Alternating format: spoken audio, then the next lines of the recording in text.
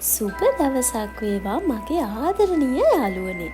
අද අපි කියවන්න යන්නේ හැරි Potter and the Philosopher's Stone පොතේ දෙවෙනි පරිච්ඡේදය වන The Vanishing Glass නැත්තං අතුරුදහන් වෙන වීදුරුව. පළවෙනි කොටස.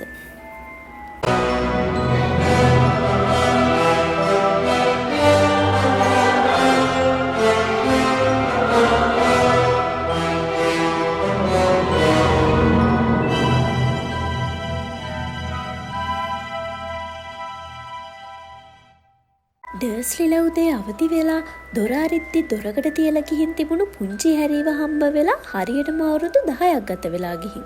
ඒත් ඒ අවුරුදු 10ටම ප්‍රිවෙට් ඩ්‍රයිව් එකේ නම් කිසිම වෙනසක් සිද්ධ වෙලා තිබුණේ නැහැ. පායපු ඉරේලිය ඉස්සරහ පුංචි ගාඩන් එකේ ඉඳන් නම්බර් 4 පිත්තල තහඩුවට යනකම් වීදිලා තිබුණා. ඒ වගේම ඩර්ස්ලිලාගේ සාලෙටත් හොඳින් ඉරේලිය වැටිලායි තිබුණේ. එයාලගේ සාලෙත් එදා අවුරුදු 10කට කලින් මිස්ටර් ඩර්ස්ලි බකමුණු ගැන අමුතු නිවුස් එක අහපු දවස වගේම තිබුණා. තැන් තැන්වල එල්ලලා තිබුණ පින්තූර විතරයි කාලේ ගත වෙලා තියෙන බව පෙන්නුවේ. අවුරුදු 10කට කලින් එල්ලලා තිබුණේ ලොකු රෝස පාට බීච් බෝලයක් වගේ පුංචි බබෙක් එක එක තොප්පි දාගෙන ඉන්නවා වගේ පින්තූර වුණත් දැන් ඩඩ්ලි පුංචි බබෙක් නෙමෙයිනේ. ඉතින් දැන් තියෙන පින්තූරවල තියෙන්නේ කහපාට කොණ්ඩයක් තියෙන ටිකක් ලොකු පිරිමි ළමෙක් එයාගේ පළවෙනි බයිසිකලේ පදින හැටි. කානිවල් එකක මෙරිගෝ රවුන්ඩ් පදින හැටි. එයාගේ තාත්තත් එක්ක එකතු වෙලා කම්පියුටර් ගේම්ස් ගහන හැටි. එයාගේ අම්මව තුරුල් කරගෙන හාදුවක් දෙන හැටි වගේ පින්තූර. ඒ වුණත් ඒ කාමරයේ කිසිම තැනක ඒ ගෙදර තවත් පිරිමි ළමෙක් ජීවත් වෙන බවට නම් කිසිම සාක්ෂියක් තිබුණේ නැහැ. ඔව් හැරි තාමත් ඒ ගෙදර හිටියා. මේ වෙලාවෙ නම් ඉන්නේ නිදාගෙන. හැබැයි වැඩි වෙලාවක් නම් නිදාගෙන ඉන්න හම්බෙන එකක් නැහැ. ආන්ටි පෙටූනියා නැගිටලයි හිටියේ. ඉතින් දවසේ පළවෙනියටම ඇහෙන්නේ එයාගේ බෙරිහන් දෙන තීව්‍ර කටහඬ. නැගිටිනවා. දැන්ම නැගිටිනවා. හැරි නැගිටින්න හදද්දිම ආන්ටි පෙටූනියා ආයෙත් එයාගේ දොරට තඩි බෑවා. නැගිටිනවා. එයා බෙරිහන් දුන්නා. කෑ ගහලා එයා කුස්සිය පැත්තට ඇවිදගෙන යනවා හැරීට ඇහුණා. ඒත් එක්කම ෆ්‍රයින් පෑන් එකක් මහා හයියෙන් ලිප උඩ තියෙන සද්දෙත් හැරීට ඇහුණා.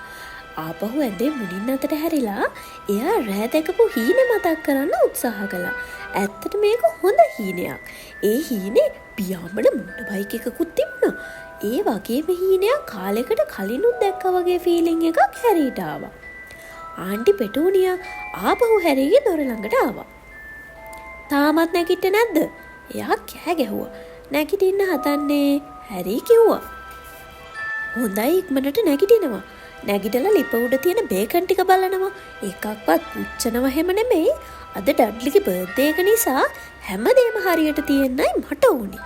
හැරි කෙන්දිරි ගෑවා. මොකද කිව්වේ? ආන්ටි පෙටූනියා දොරට බර වෙලා ඇහුවා.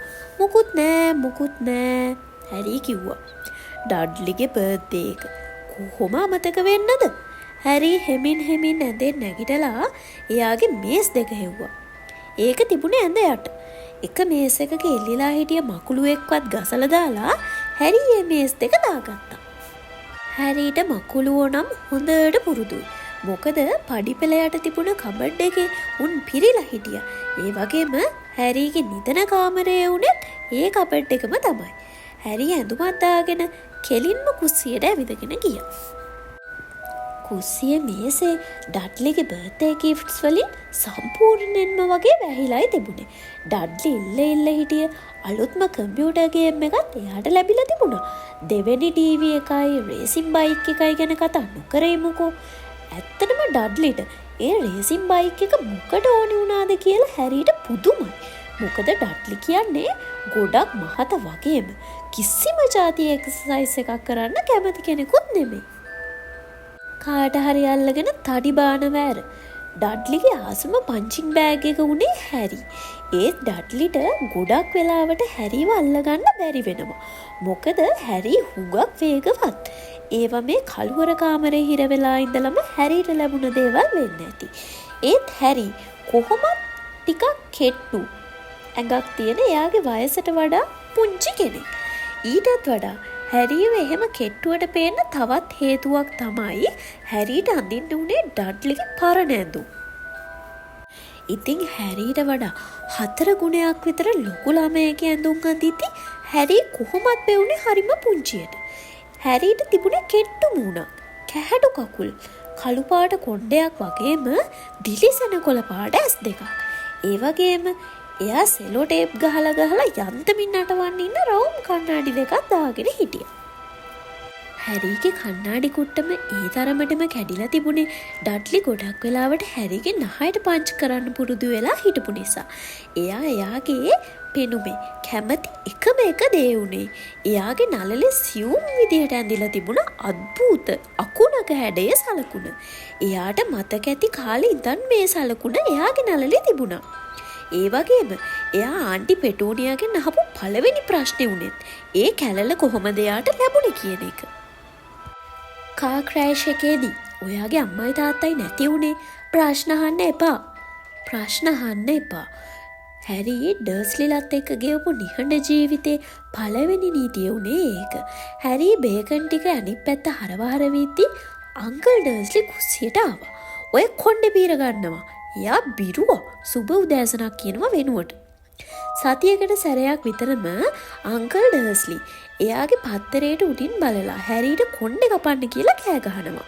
හැරීගේ පන්තියේ ඔක්කොම පිරිමි ළමයි කොණ්ඩේ කපනවටත් වඩා වාර ගාණක් හැරීට කොණ්ඩේ කපන්න වෙනවා. ඒත් ඒකෙන් කිසිම වෙනසක් උනේ නැහැ. හැරීගේ කොණ්ඩේ ඉක්මනින් වගේම ගඩට ඔළුව පුරාම වැවුණා. ඩඩ්ලි එයාගේ අම්මත් එක්ක කුස්සියට එද්දී හැරී හිටියේ එග්ස් ෆ්‍රයි කර. ඩඩ්ලි හරියටම එයාගේ තාත්තා වගේමයි. එයාට තිබුණේ රෝස පාට ලොකු මූණක්. බෙල්ලක් නම් තිබුණෙම නැති ගානයි. පුංචි තෙත ඇස් වගේම එයාගේ ලොකු ඔළුවට ඇලුණු කහ පාට තුනී කොණ්ඩයක්. ආන්ටි පෙටෝනියා නම් හැම වෙලේම කිව්වේ ඩඩ්ලි හරියට බේබි ඒන්ජල් කෙනෙක් වගේ කියලා. ඒත් හැරී නම් හැම වෙලේම කිව්වේ ඩඩ්ලි හරියට බොරු කොණ්ඩයක් දාගෙන ඉන්න ඌරෙක් වගේ කියලා. හැරී බේකන් ඇන් එග්ස් දාපු ප්ලේට් එකක් මේසේ උඩින් තිබ්බේ හරිම අමාරුවෙන්. මොකද මේසේ පිරිලම තිබුණේ ඩඩ්ලිගේ බර්ත්ඩේ ගිෆ්ට්ස් වලින්නේ. ඒ අතරේ ඩඩ්ලි එයාගේ ගිෆ්ට් ගණන් කර හිටියා. එයාගේ මූණ මැලවුණා. 36යි. එයා කිව්වේ අම්මයි තාත්තයි දිහා බලලා. ගිය අවුරුද්දටත් වඩා 2ක් අඩුයි. අනේ පැටියෝ ඔයා ආන්ටි මර්ච්ගේ ගිෆ්ට් එක ගණන් කරලා නෑනේ. අර අම්මගේ තාත්තගේ ලොකු ගිෆ්ට් එකට ඒක යට වෙලා.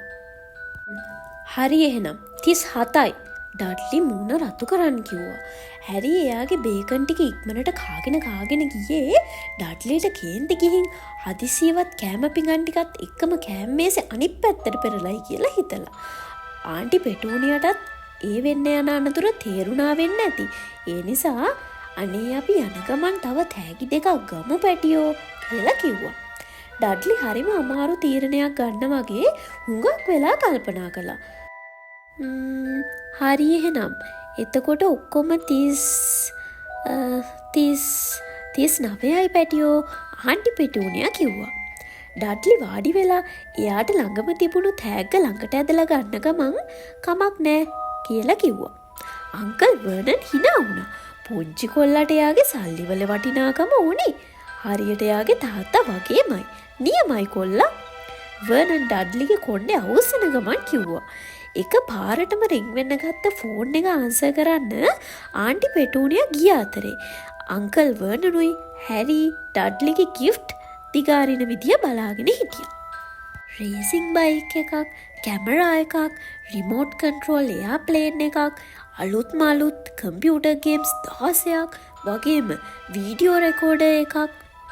ආන්ටි පෙටෝනියා එද්දී එයා රත්තරන් පාට අත්ඔරලෝසුවක කොලේ ගලවමින් හිටියා. ආන්ටි පෙටෝනියා ආවේ කේන්තියෙන් වගේම දුකින්. නරක ආරංචියක් වර්නන් එයා කිව්වා. මිසිස් ෆික්ගේ කකුල කැඩිලා. එයාට අද හැරිව බලාගන්න වෙන්නේ නෑ. එයා හැරි දිහා රවල බැලුවා. ඩඩ්ලිගේ කට ඇරුණා.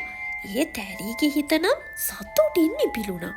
ඩඩ්ලිගේ හැම බර්ත්ඩේ එකකටම එයාවයි එයාගේ යාළුවන්වයි ඩර්ස්ලිලා එළියට එක්කගෙන ගියා. ඇඩ්වෙන්චර් පාක්ස් වලට, හැම්බර්ගර් කන්න, මූවීස් බලන්න වගේ දේවල් වලට. හැම අවුරුද්දෙම මෙහෙම යද්දි හැරිව නතර කරලා ගියේ මිසිස් ෆික්ගේ ගෙදර. මිසිස් ෆික් කියන්නේ පාරේ එහා පැත්තේ ගෙදරක ජීවත් වුණු වයසක පිස්සු ගෑනු කෙනෙක්. හැරිට එයාව පේන්න බෑ. එයාගේ මුළු ගෙදරම ඌවගඳයි. ඒ මදිවට හැමදාම මිසිස් ෆික් හැරිට එයාට හිටිය ඔක්කොම පූසන්ගේ ෆොටෝ පිරුණු ඇල්බම් එකක් බලෙන්ම වගේ පෙන්නනවා. දැන් මොකද කරන්නේ?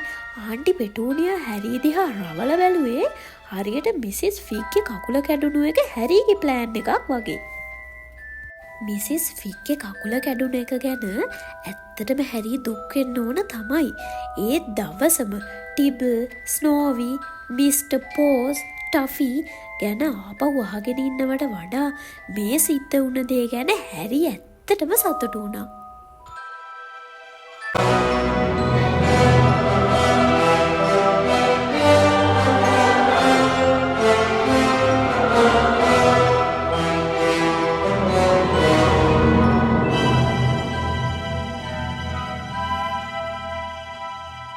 එනම් යාළුවනේ අතුරුදහන් වෙන වීදුරුව පළවෙනි කොටස මෙතනින් ඉවර වෙනවා. ඔයාලා අපේ ඔඩියෝ බුක්ස් වලට කැමති නම් අපේ channel එක subscribe කරන්න වගේම අපේ වීඩියෝස් වලට like කරන්නත් අමතක කරන්න එපා. අතුරුදහන් වෙන වීදුරුව දෙවෙනි කොටසෙන් අපි එහෙනම් ඉක්මනටම හම්බ වෙමු. එතකන් ඕගොල්ලෝ හැමෝම පරිස්සමෙන් ඉන්න.